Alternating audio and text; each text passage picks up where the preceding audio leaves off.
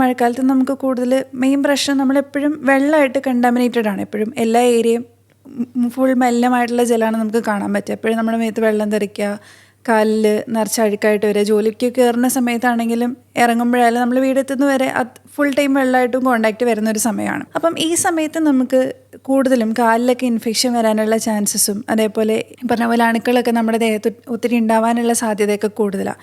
നമുക്ക് എങ്ങനെയാണ് സാർ ഒരു സെൽഫ് ഡിഫെൻസീവ് സിസ്റ്റം നമുക്ക് ഇതിനകത്ത് ഡെവലപ്പ് ചെയ്യാൻ പറ്റുക? ശരിയാണ്. മഴക്കാലത്ത് പ്രത്യേകിച്ച് നനവ് ഞാൻ നേരത്തെ പറഞ്ഞാൽ കൂടുതൽ നമുക്ക് ഒഴിച്ചു കൂടാനും പറ്റത്തില്ല.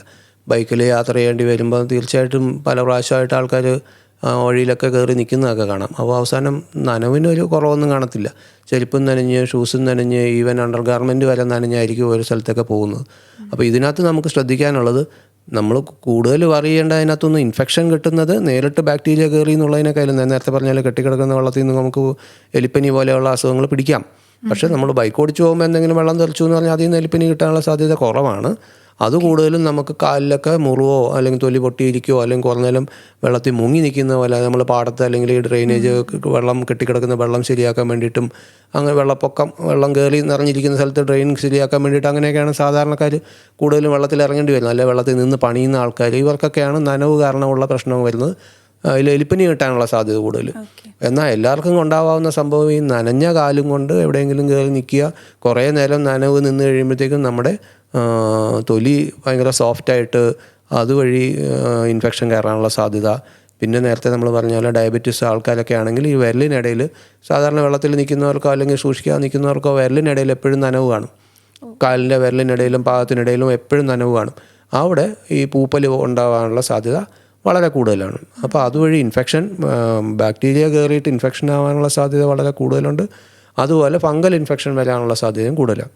ഇപ്പോൾ ഡയബറ്റീസ് ഇല്ലാത്തവർക്കാണെങ്കിലും ഈ പറഞ്ഞ പോലെ യാത്ര ചെയ്യുന്ന സമയത്തോ രാവിലെ എന്നും മഴ നനഞ്ഞ് പോകുന്നവർക്കോ നനഞ്ഞ ഷൂസ് ഇട്ടുകൊണ്ട് അവിടെ കുറേ നേരം ഇരിക്കുന്നവർക്കോ ഒക്കെ ഇങ്ങനത്തെ ഇൻഫെക്ഷൻ വരാനുള്ള സാധ്യത, ഫംഗസ് ഇൻഫെക്ഷൻ വരാനുള്ള സാധ്യത വളരെ കൂടുതലാണ്. അപ്പം നനയുന്നത് നമുക്ക് എപ്പോഴും ഒഴിവാക്കാൻ പറ്റിയെന്ന് വരില്ല. പക്ഷേ നനഞ്ഞു കഴിഞ്ഞാൽ അത് ഡ്രൈ ആയി തന്നെ തിരിച്ച് സൂക്ഷിക്കാൻ നോക്കുന്നതിലാണ് നമുക്ക് ഇങ്ങനത്തെ അസുഖങ്ങൾ പ്രതിരോധിക്കാൻ പറ്റുക. അപ്പോൾ കഴിയുന്ന നേരത്തെ നനവുള്ള വസ്ത്രമോ അല്ലെങ്കിൽ ഷൂസോ സോക്സോ മാറ്റുകയും അത് തുടച്ച് ഡ്രൈ ആയിട്ട് സൂക്ഷിക്കാൻ നോക്കുക. ചെളി പറ്റിയതോ അല്ലെങ്കിൽ മറ്റേതാണ് നമുക്ക് നല്ല സോപ്പിട്ട് കഴുകുകയൊക്കെ ചെയ്യാം. നനവ് വീണ്ടും നിൽക്കരുത് എന്നുള്ളതാണ് കാര്യം. അത് കാലിലാണെങ്കിലും കയ്യിലാണെങ്കിലും ശ്രദ്ധിക്കാതെ കൈ കുടഞ്ഞിട്ട് അല്ലെങ്കിൽ കാല് കുടഞ്ഞിട്ട് ആ നനവും കൊണ്ട് നടന്നു കഴിഞ്ഞാൽ ഈ ഫംഗസ് ഇൻഫെക്ഷൻ വരാനോ അല്ലെങ്കിൽ നേരത്തെ ഡയബറ്റീസ് പോലുള്ളവരാണെങ്കിൽ അതുവഴി മഴക്കാലത്ത് നമ്മൾ സാധാരണ കാണുന്ന വേറൊരു പ്രശ്നമാണ് ഈ കാലിലെ ഫംഗസ് ഇൻഫെക്ഷൻ പറഞ്ഞ ഡയബറ്റീസുകാർക്ക് വന്നിട്ട് സിവിയർ ഇൻഫെക്ഷനിലേക്ക് പോവുക. അവരുടെ കാലിൽ സെൻസേഷനൊക്കെ കുറവായിരിക്കും. അപ്പോൾ തുടക്കത്തിലുള്ള ഈ ഇൻഫെക്ഷനൊന്നും അവരെ അറിയത്തില്ല. അല്ല, അത് പെർഫെക്റ്റ്ലി ഓക്കെ ആയിട്ട് കാലുള്ള സെൻസേഷനൊക്കെ ഉള്ള ആളാണെങ്കിൽ നമുക്ക് കുറച്ച് തൊലി പോകുമ്പോഴോ ചെറിയ മുറിവ് വരുമ്പോഴോ നമുക്ക് അറിയാൻ പറ്റും ബുദ്ധിമുട്ടുണ്ടല്ലോ എന്നുള്ള കാര്യം. അപ്പോൾ പെട്ടെന്ന് അത് കെയർ ചെയ്യാൻ നോക്കും സാധാരണ. ഇപ്പോൾ ഡയബറ്റീസുകാർക്ക് അങ്ങനെയല്ല, തുടക്കത്തിൽ മനസ്സിലാവില്ല, വേദനയൊന്നും അറിയത്തില്ല. ഇപ്പോൾ ഇൻഫെക്ഷൻ തൊലി വഴി അകത്തേക്ക് കയറി കഴിയുമ്പോഴേക്കായിരിക്കും പലപ്പോഴും ഇത് കൂടുതൽ പ്രശ്നമാണല്ലോ. വേദന വരുമ്പോഴേക്കും ചിലപ്പോഴും ഇൻഫെക്ഷനൊക്കെ കയറി പഴുപ്പൊക്കെ കയറി എല്ല് വരെ എത്തിയിട്ടുണ്ടാവും. അങ്ങനെയുള്ള അവസരങ്ങളാണ് പിന്നീട് അത് കെയർ ചെയ്യാതെ വരികയൊക്കെ ചെയ്യുമ്പോൾ പിന്നെ ഇത് കൺട്രോൾ ചെയ്യാൻ പാടാണ്. അപ്പോഴാണ് പിന്നെ ഡോക്ടർമാർ ഇത് അവിടെ ഓപ്പറേഷൻ ചെയ്യുന്നതിനെ പറ്റിയും മുറിച്ച് മാറ്റുന്നതിനെ പറ്റിയൊക്കെ ഊണ്ട് ഉണങ്ങാൻ താമസം വരികയൊക്കെ ചെയ്യുമ്പോഴത്തേക്കും ബുദ്ധിമുട്ട് വരുന്നത്.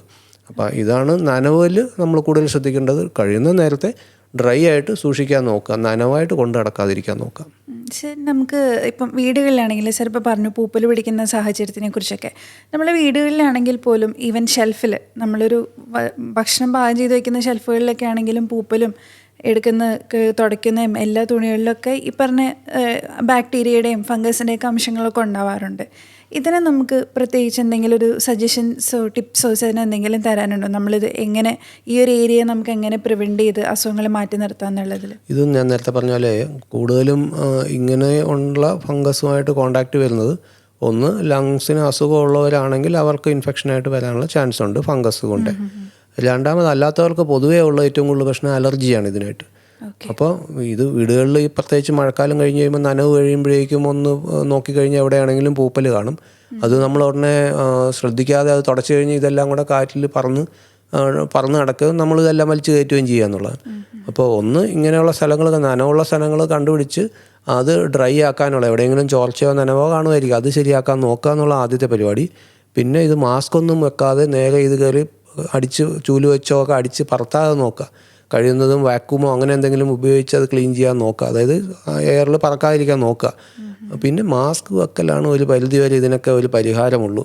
നമുക്ക് എല്ലായിടത്തെയും പൊടി ക്ലിയർ ആക്കിയിട്ട് നടക്കാൻ പറ്റുമെന്ന് തോന്നുന്നില്ല. നമ്മൾ പേഴ്സണൽ പ്രൊട്ടക്ഷൻ ലെവലിൽ ആദ്യം ഉറവിടം ശരിയാക്കാൻ നോക്കുന്നതിനോടൊപ്പം തന്നെ നമ്മുടെ ഉള്ളിലേക്ക് കയറാതിരിക്കാൻ മാസ്ക് ഉപയോഗിക്കേണ്ട കാര്യം കുറച്ചുകൂടി ഇതിന് കോൺടാക്റ്റ് വരുന്നത് കഴിയുന്ന കുറയ്ക്കാൻ നോക്കിയാലേ പറ്റത്തുള്ളൂ.